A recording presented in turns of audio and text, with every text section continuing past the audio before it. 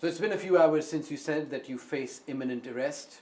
What happens now, and what are you seeing is going to be the future of Imran Khan and the PTI?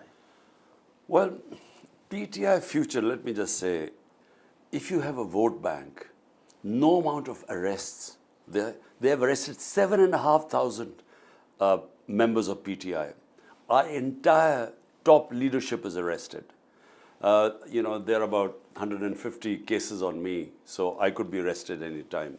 But the point is, you cannot arrest an idea whose time has come. If you look at the polls, the poll ratings, the surveys, PTI is 70% now. So no party has had such popularity. So this is madness what is going on. They're trying to basically kill democracy because, by killing the biggest or trying to crush the biggest party in the country, the only federal party in the country, they're actually dismantling democracy. This program might hear when you might be behind bars. As you've said that an arrest is imminent. My question was that what happens to Imran Khan if he goes to jail, and what happens to the Pakistan Tehreek-e-Insaf? Well, I was in jail for 4 days and I had no idea what was going on because I was completely cut off from all news. So it was only after 4 days I discovered what had happened since I was, when I was abducted from the precincts of the High Court, Islamabad, unlawfully as ruled by the Supreme Court. And so it was only afterwards I discovered the demonstrations and the impact. And sadly, 25 people died of that we know about. And there were up to 600 people who got injured, 600 people got injured. So what I don't want is, if I am jailed again, I do not want violence. Because violence feeds into the narrative of the PDM or these parties who are petrified of elections, because they then use that violence to then clamp down on us and this crackdown on us, where anyone affiliated with PTI is just thrown into jail. But the 7,500 people who've been arrested, as the government has been saying, the cases against them are of incitement, aiding, abetting violence. We saw ambulances being burned, public property being torched. These are people who are chanting for you. Look, all this is, you can easily, through a proper investigation, find out that a party for 27 years has never indulged in violence. When I was shot, they almost killed me. 12 of our people got bullet wounds. Even then there was no arson. I mean, surely when they try and kill the head of a party and people saw me in hospital, yet you never saw any buildings being burned and all this happening. This was a pre-planned thing. And in front of your viewers, I'm saying any independent investigation will prove this. How can the Corps Commander's house, now remember, I have grown up in Lahore. Corps Commander house is about 2 miles from my house. We know the amount of security there. How come demonstrations were allowed to walk all the way 2 hours from Liberty Chalk to there? How come there was no police there? How come it was left unguarded? And what about the CCTV footage? Why don't they bring that footage out?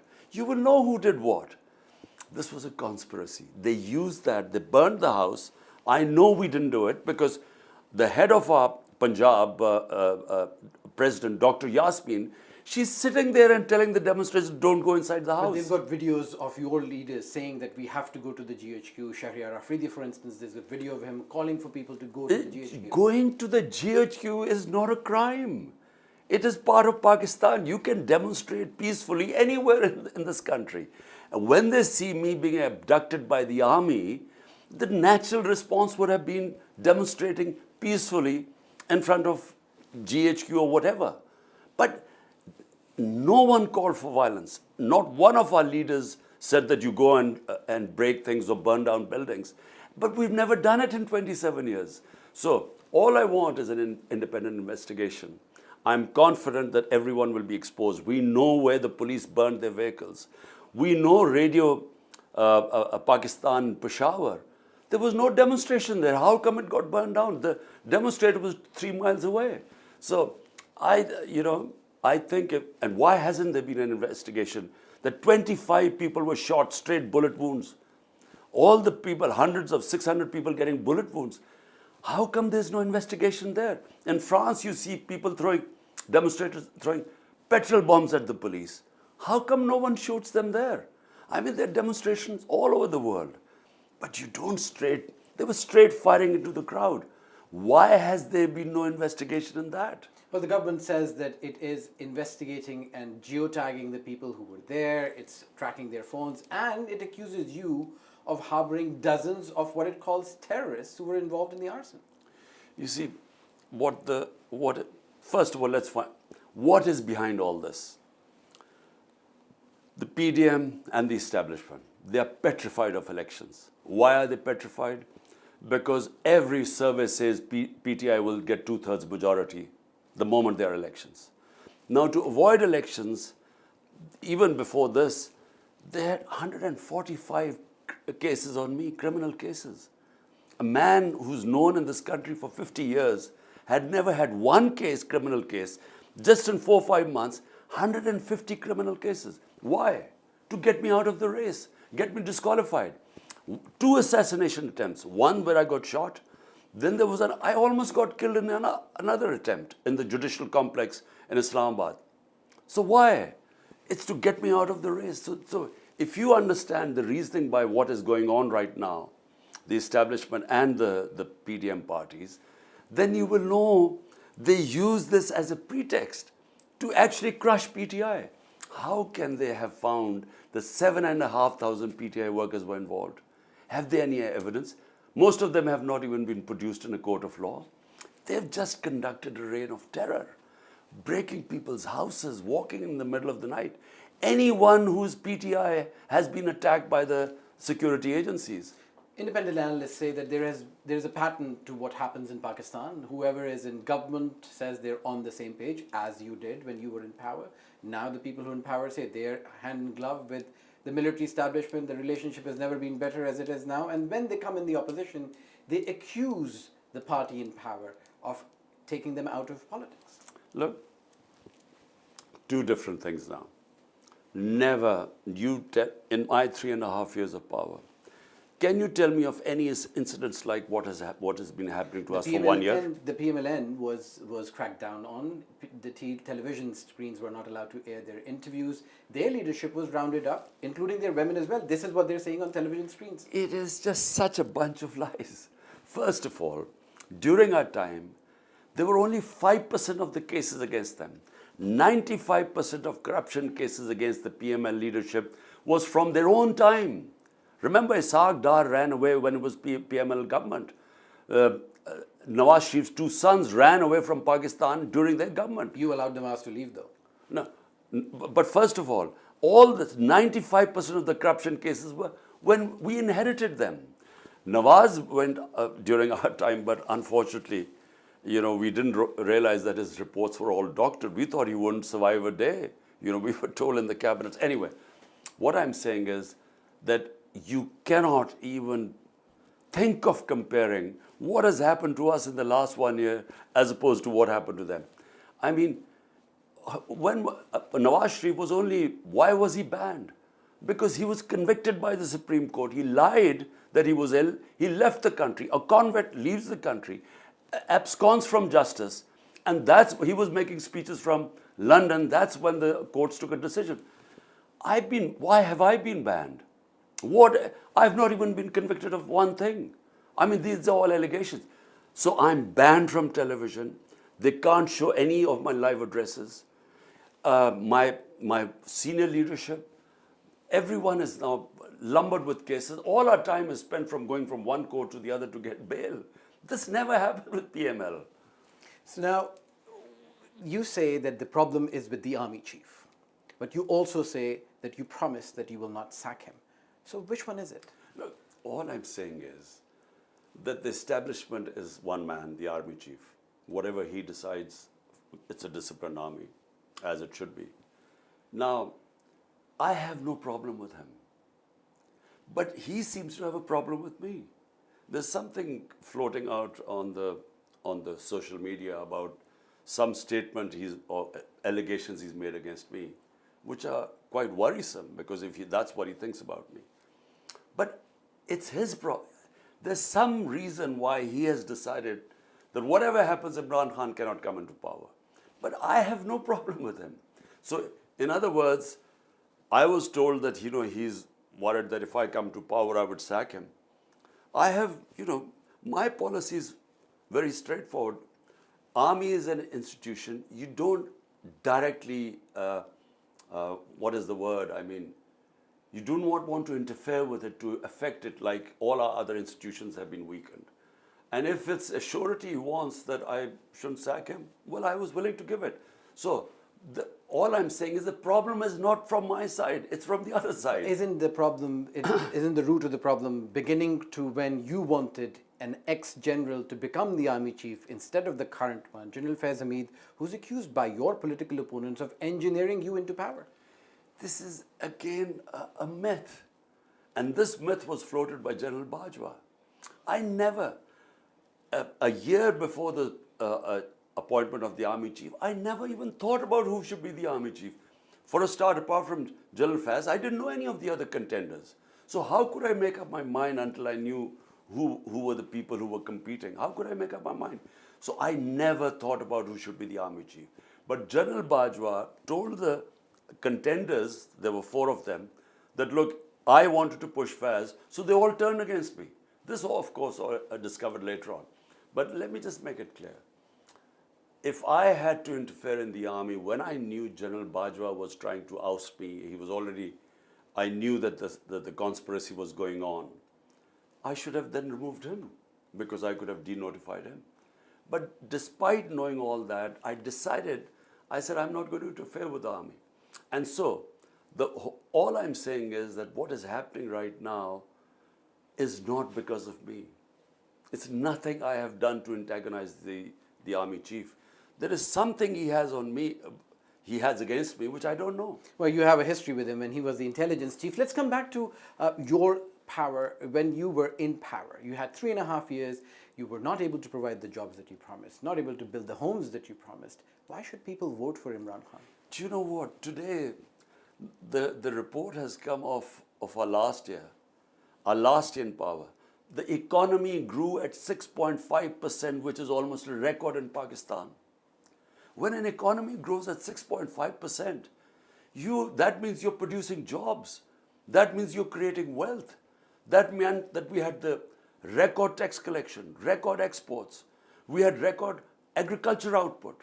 I mean, this is all in the economic survey of Pakistan. It was one of the best performances in 2 decades of any government.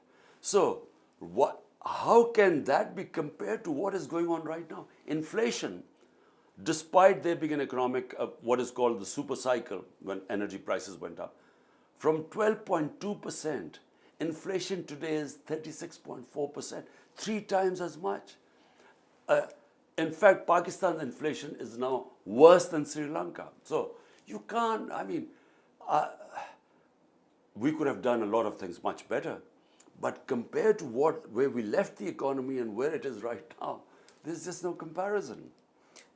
Now, let's talk about what the people expected of the Pakistan Tehreek-e-Insaf. There are a lot of allegations on people that you chose to represent the PTI who were involved in corruption. And in our last interaction a few years ago, you said that if the captain of the ship is clean, the people will be clean. So who's this corruption on? Does it reflect on you, or is it those particular individuals? Well, look, if there's corruption, the cases should have come out now, because we've been out of power now for 14 months. So surely, out of 150 cases, they have come with 2 corruption cases on me. One is of a charitable trust I've set up, Al-Qadr University. They haven't shown how I made any money from it. Secondly is this Tosha Khana case, which you must understand what Tosha Khana is. For 70 years, the law in Pakistan is that as a head of state, you get gifts from foreign gifts, from dignitaries or so on, whether it is you are a minister, a general or whatever, it goes into the Tosha Khana, which evaluates it. Then you have a chance. Do you want to buy it? Then before they paid 20%. In my time, it was 50%.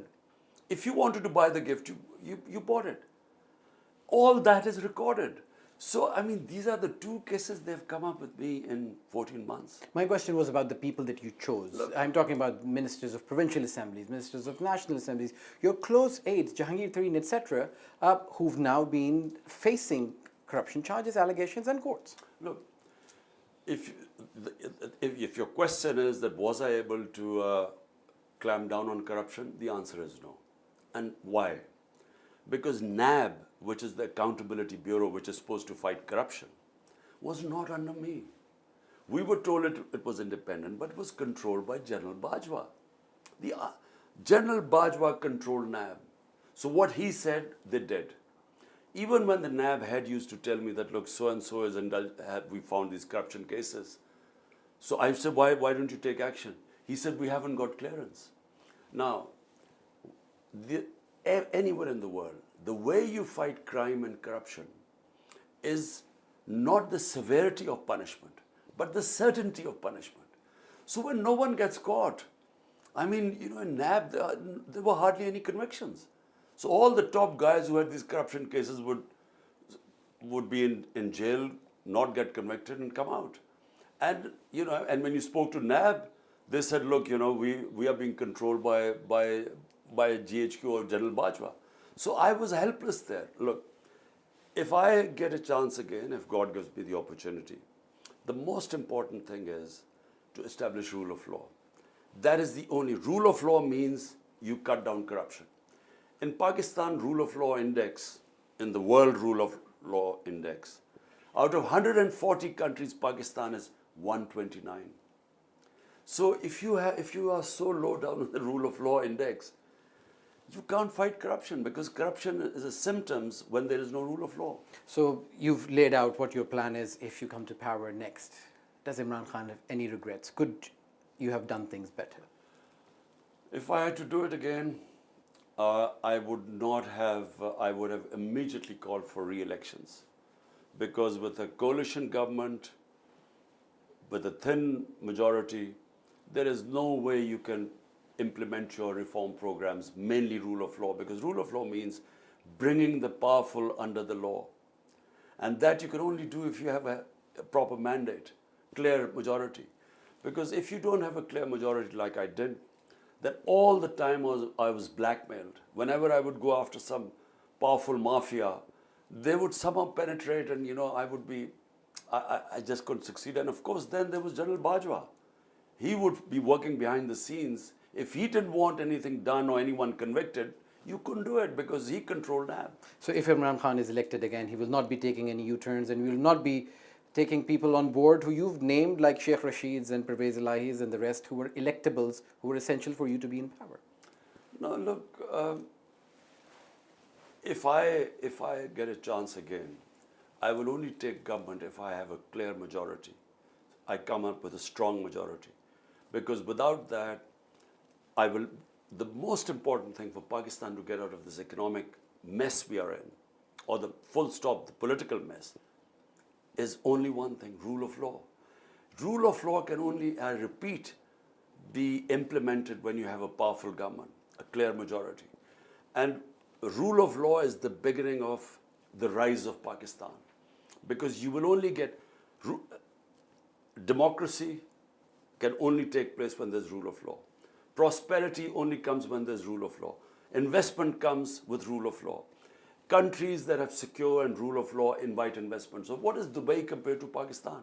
Look at our resources in this country. But people from here go and invest in Dubai. Is Imran Khan essential for Pakistan? What is Pakistan's future with or without Imran Khan?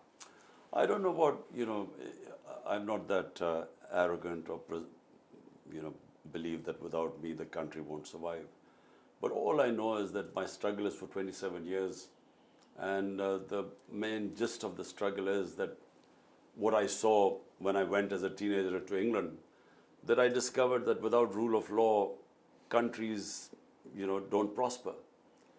You don't have democracy. So the key to a civilized society is where everyone is equal before the law.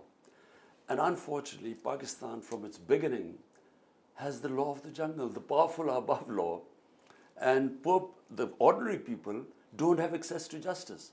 And societies like that can never prosper. The entire developing world is poor not because of lack of resources, because they don't have justice.